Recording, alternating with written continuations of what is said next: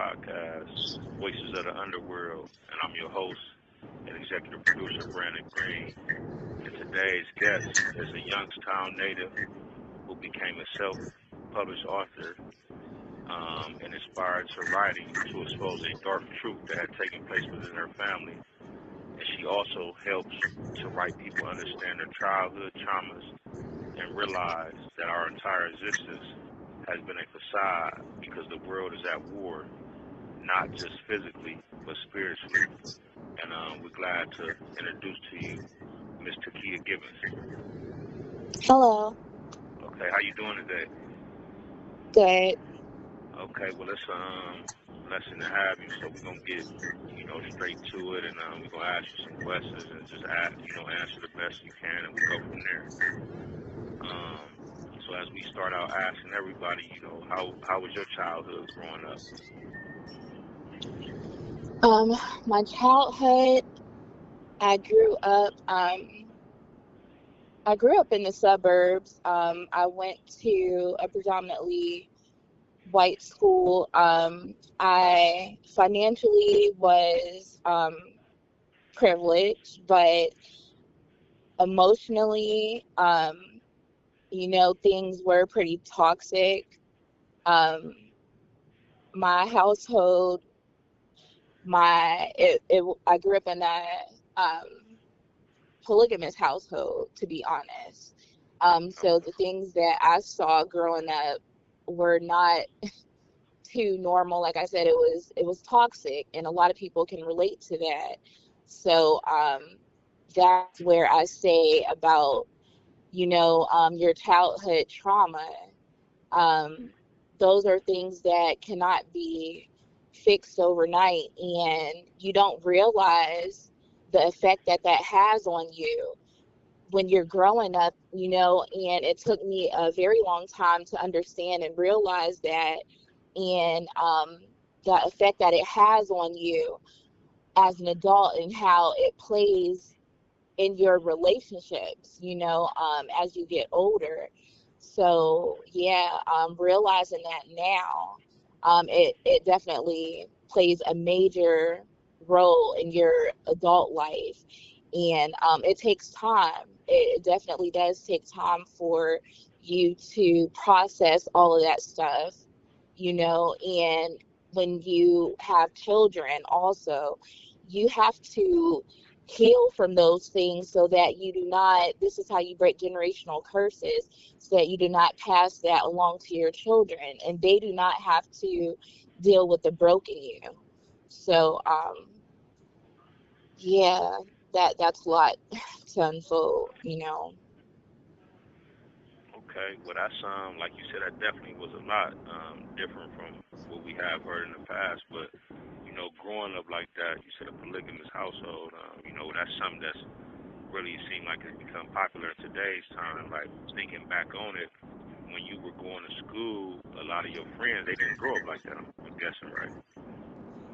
Oh, absolutely. When I had friends come over to the house, because the other woman was also Romanian, so they would be like, "Well, who's that white woman?" And my father had children by this woman, so I would just say, "Oh, that's my sister's mom." And being that she was around, they would be like, "Oh my gosh, your mom is friends with her, like why is your mom even around her?" And it was so embarrassing to me because I'm like, I would never like to go places, like we are not the Brady Bunch, like this is just so embarrassing.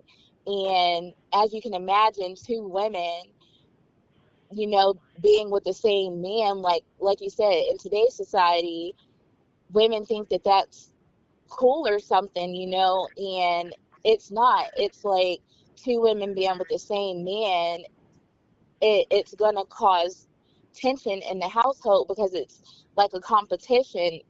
But my mom, she was not the competitive type, so she was just like, it is what it is. She was more focused on my brother and I, just making sure that we had what we needed. So it was the other woman my sister's mom that was more so competitive and like, oh, I have your man, giving off that type of energy. But for my brother and I, it was like the jealousy and just causing problems, telling certain things to get us in trouble. Just it was just messy and, like I said, toxic. It was a toxic household, and yeah, it was draining. So I could not wait to get older and get up out of there. Definitely. Okay, so to close on that topic there, being that you went through what you went through, well, actually, you was living it. It was an experience as well as like this was your life because you got other siblings through this other woman. What would you tell some young teenage female who was experiencing the same thing you had to experience? The best advice. Respect yourself, and you should not have to compete for love. Do not ever settle. Um, and do not feel that you have to perform for a man's love. You should not have to share a man. If you should get what you're giving. If you are just with one man, if you're just with that one person, it should be reciprocated. You should not have to seek any type of approval and validation, put yourself in any type of competition. It shouldn't be that hard. It really should not. It should come easily. And the love that you are looking for from God's love, you don't have to work that hard for it. So God will send you a person, and the devil will send you a person. And like I said, you will know you will know the difference, because there will be clarity if it's from God.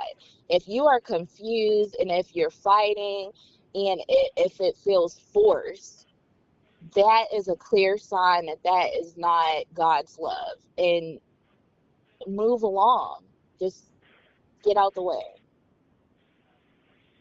Okay, well, that was well spoken. Now, as we move on, like you said, you grew up in the suburbs, but I'm pretty sure, like all of us, you got family members that grew up in the inner city that may even got in trouble with the law, been incarcerated. And if that's so for you, how does that make you, being that you're older and understand, how does that make you feel about the system, the prison system in today's time?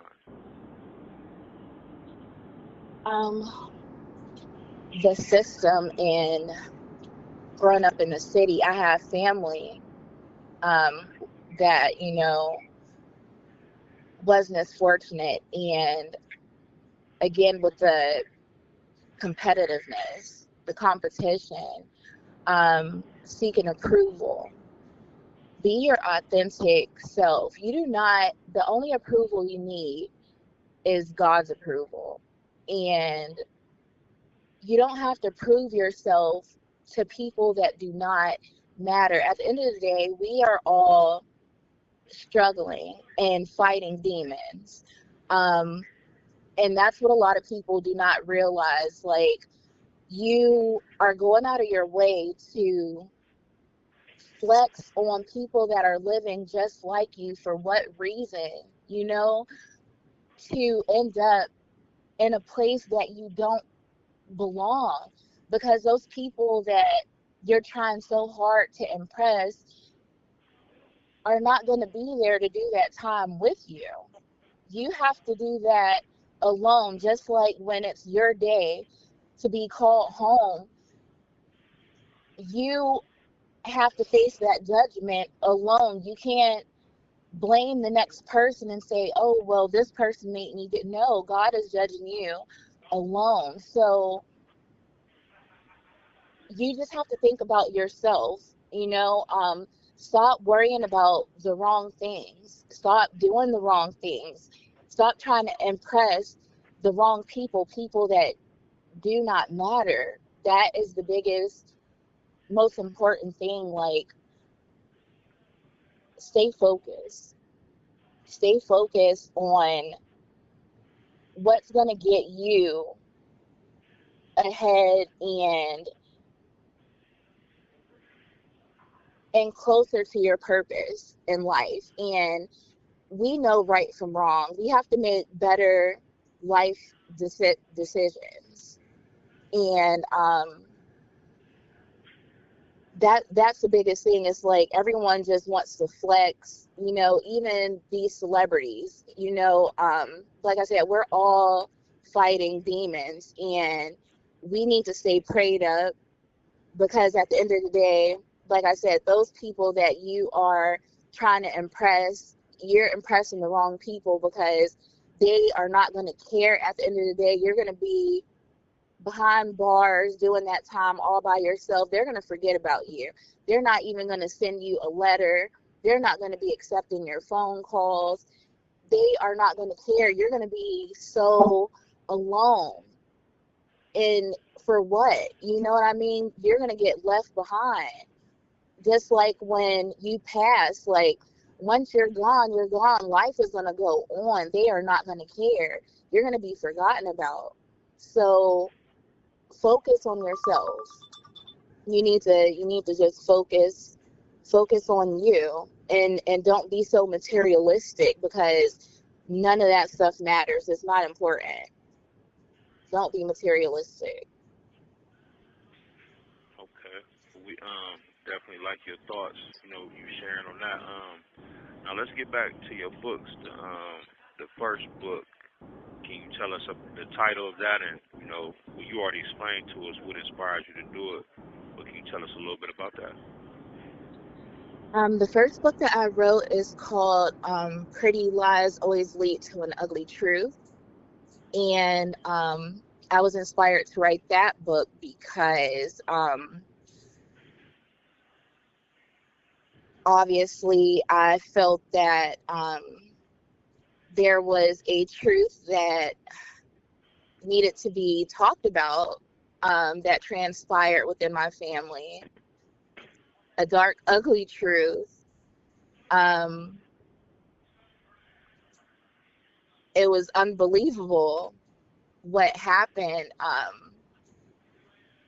My ex-husband and, like I said, some family members. I don't want to tell all the details of the book, but my ex-husband, narcissism was a big word that just came out, and everyone's been just overusing that word so much. But he's definitely a narcissist, and he has admitted to that. Um, and the lies and the deceit, just, it was so much that was taking place that I was unaware of. It was some backstabbing and betrayal that just was going on.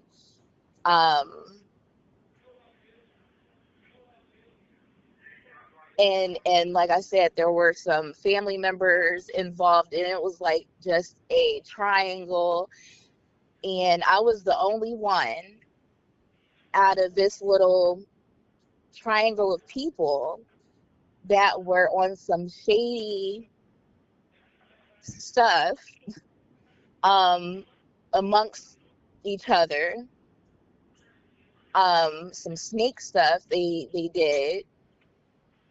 I was the only one that was innocent amongst the group, and they were all doing some stuff that they had no business doing, and no one knew.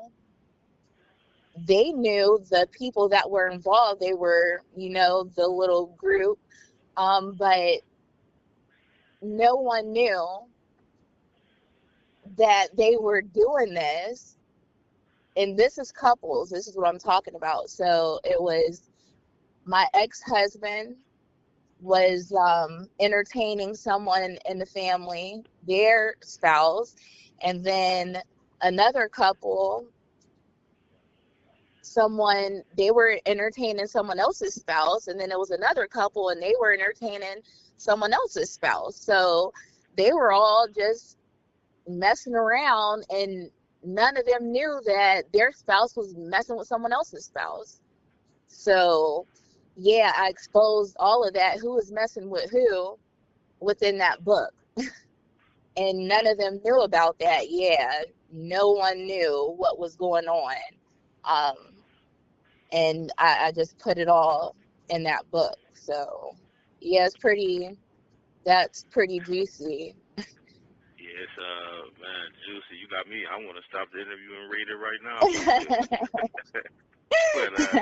But nah, I'm telling you, I'm looking forward to it. I know our listeners will as well. So, you know, on a, you know, as far as like, childhood trauma, just everything in the world as in today's time, how you see it, can you talk about some of that? Like, because like I explained to you, I'm in a program now, and they talk about the inner child. And what I have discovered through this program is like, a lot of, we grown, but it's still things that happen in your childhood that if you don't know how to address them, you'll lash out now. You don't even know that's your inner child.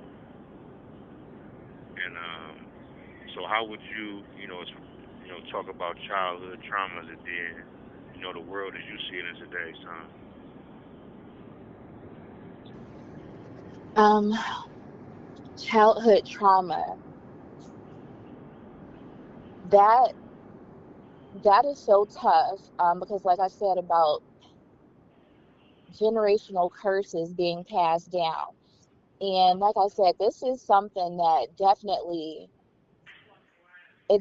takes time, um, to heal from these things, because like with little girls, for instance, being that, I'm a female, um, what I have discovered with, okay, so for me, growing up, what was taking place in my household, okay, you know that what goes on in this house stays in this house. You have to, I was so conditioned to, um, the whole, everything looks good on the outside. Like I said, financially, we had the nice cars, we had the picket fence and the horses and all this stuff growing up. Like I said, I grew up in the suburbs, so everything looked so good, and everyone thought that, oh, well, they're just living a life. But behind closed doors, it was a mess. Like, things were crazy. But I knew how to put on very well. And I was an honor student. I made straight A's and B's. I went to school. Like, you would never know what was going on. And I went to church every Sunday. Um, and I learned that I was performing. It was like the love that I was receiving was conditioned, because I had to, I felt that I had to work for my father's love. I had to earn that. I had to be a good daughter. I was very honest. I told him everything that was going on in my life. Like, I wasn't a sneaky little girl. I wasn't fast. Um, when I lost my virginity, when I say I was so honest, I mean that. Like, I told everything. I overshared. That's another thing I still have to learn about to this very day. I overshare because it's like, I don't ever want you to think that I'm being dishonest. And that was embedded in me. Like, I don't like liars. So you better tell me every little detail. Whatever happens, I better know about it. Like, and so I'm so used to that that it's like, okay, so I don't want you to have to, I'm going to make sure that you don't have to ask a single question. I don't want you to overthink anything. Like, I'm just going to lay it all out on the table so there's not a question in your mind that I haven't answered. Like, here it is, bam, bam, bam, And so now it's like, now that I'm older, it's like, why are you telling so much about yourself? Like, you talk too much. That's what I hear. Like, you talk too much. You need to learn when to shut up. Like, but that I've been programmed to do that. And that is a habit that I have to learn how to break, so like I said, the trauma, certain things that I've been You have programmed to do. 1 minute remaining. And what's been embedded in me, and it's all about performing. So learning that you have to, or feeling as though you have to perform and you have to earn someone's love. So when you meet someone that likes you, it's like girls that have had to perform for love, you're not really attracted to that because you feel, oh, that's too easy. You want a challenge. Like, I want something I have to work for. I want to earn your love. So you go after men that are emotionally unavailable a lot of times, Yeah. That's what I picked up on. Yeah. Well, we got to take a break, but this is Streetz podcast, which is Underworld, and we're back with Miss Takeiya Givens. And before the break or the phone went out, she was speaking about, being emotionally available, how a lot of men aren't that. And I was about to ask you the question, Miss Givens, like, how can you expect a man to be emotionally available when he's never seen a man, like he was just taught to be tough and not share his feelings or be available for that? So it's like, for a female, how could you expect that when, a lot of the men, they never knew how to be available emotionally or to be emotional, because that's looked at as being soft, or, where we come from. Well, you are right about that as well. For a lot of men, they do not know how to regulate their emotions because when they were children, they were always silent when they tried to express themselves.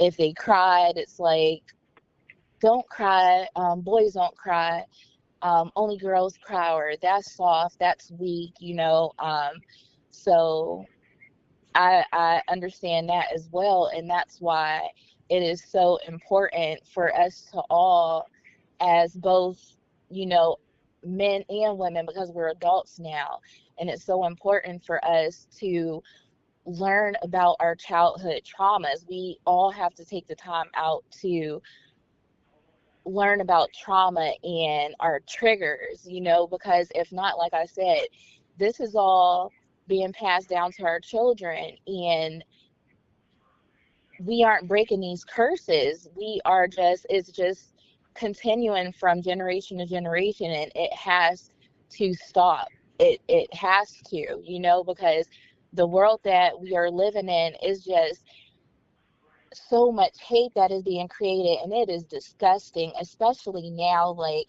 when you look on these social media sites, all you see is men versus women. It is so much hate that is being spewed. Like, oh, well, women, the men, the way that they bash women, especially in our community, the Black women are just worthless now, and we give people reasons to speak down on us. Like, we are kings and queens, but we have allowed society to take our crowns away because of the way that we act like peasants, it's disgusting.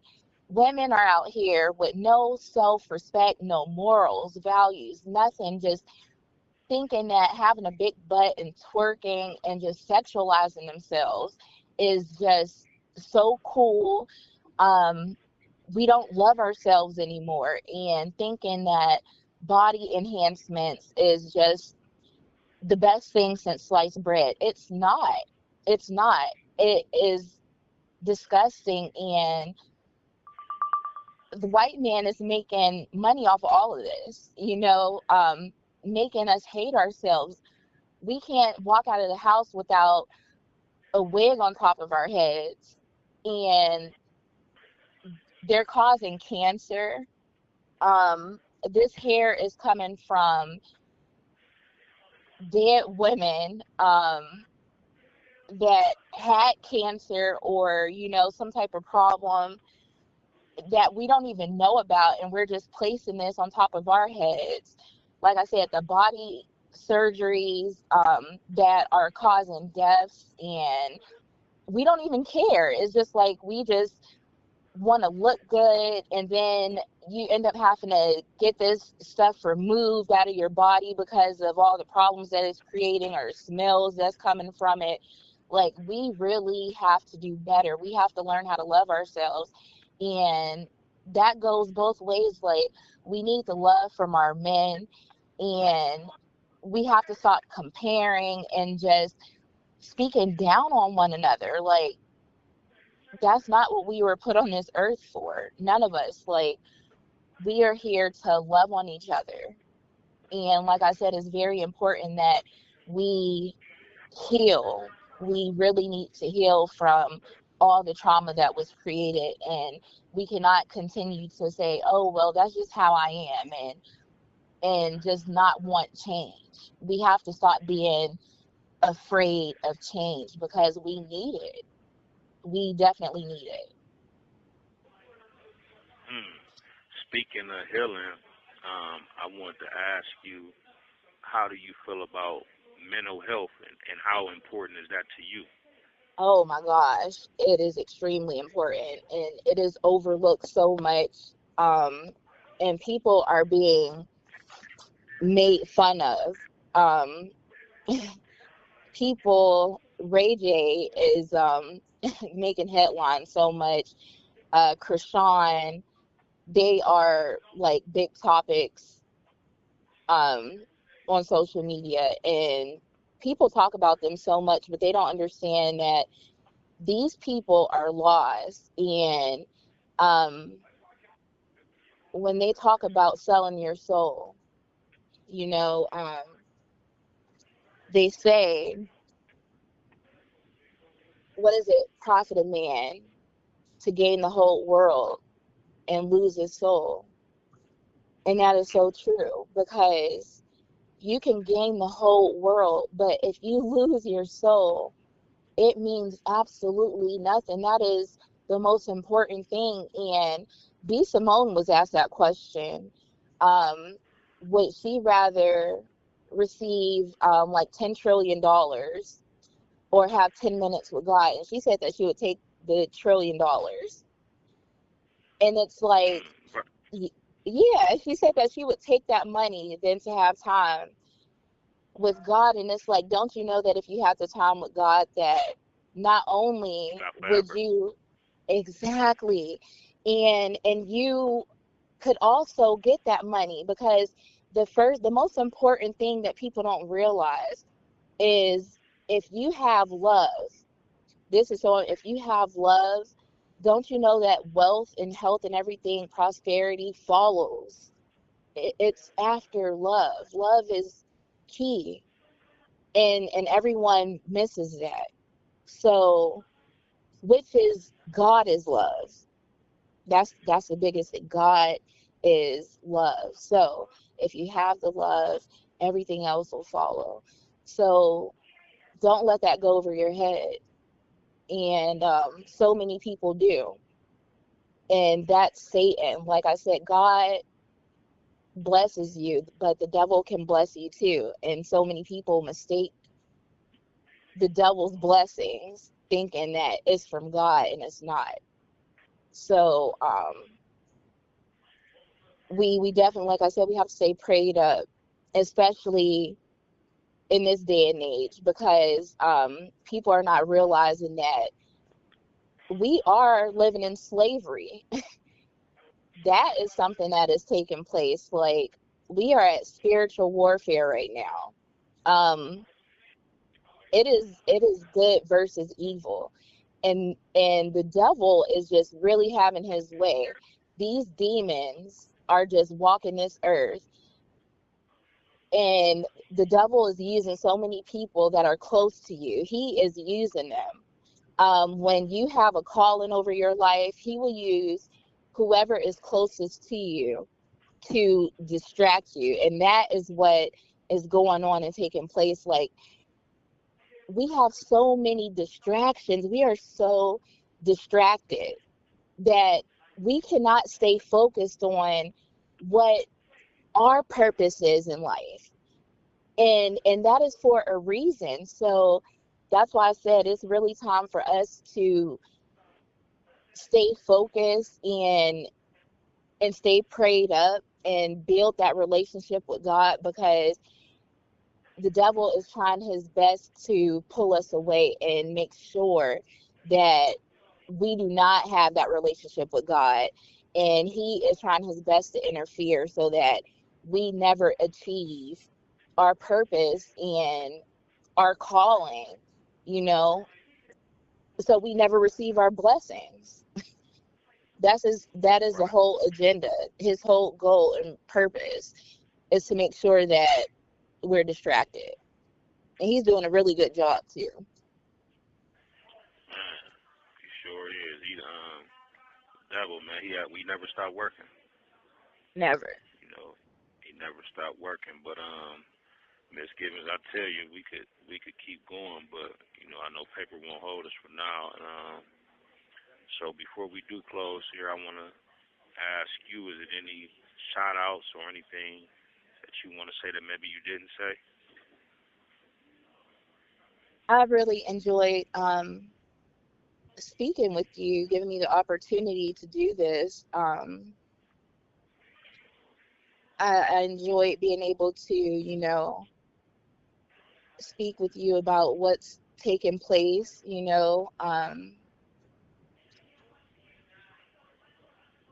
I had a great time opening up about what I've been through and just opening everyone's eyes to just waking up and realizing that we still do, all of us, we all have a chance to do better, as long as you have breath in your lungs, you still have opportunity to do better. Always, always. Life is not over for you. um God is a forgiving God. So don't think that just because no one is perfect, we've all made mistakes. So you can always try again tomorrow. Always. So yeah, just thank you for the opportunity. And you're doing a great job as well. Thank you.